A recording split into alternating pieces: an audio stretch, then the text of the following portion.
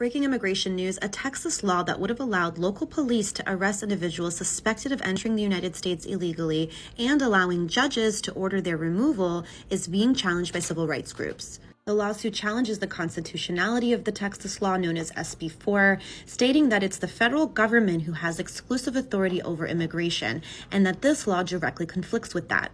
The ACLU has said that not only does SB 4 supersede federal authority over immigration, but it also promotes racial profiling and harassment of immigrants. And it unconstitutionally allows local authorities to order the removal of immigrants from the United States without due process and without considerations such as whether they're in the United States to seek asylum or other humanitarian protections. Now, the law was supposed to go into effect in March, but now that this lawsuit has been filed, that remains to be seen.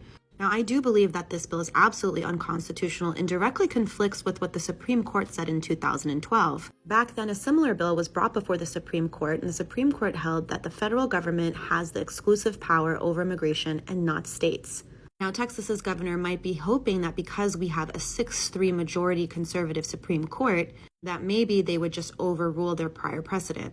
But we really don't know what's going to happen, and until it does, it's really important to know your rights as an immigrant and know that you have the right to remain silent if you're approached by law enforcement. You generally do not have to answer any immigration questions about your status, where you were born, or how you entered the country. You should also never give false information, documentation, or lie to a local law enforcement officer or federal enforcement officer. Now, a limited exception does exist for individuals who are in the United States on non-immigrant visas. The law does require you in that circumstance to provide information about your immigration status. While you can still choose to remain silent and decline to produce documentation about your immigration status, people in this category should be aware that they could face arrest consequences. If you want to know whether you fall into this category, you can talk to an immigration lawyer. For more immigration news and information, feel free to give us a follow.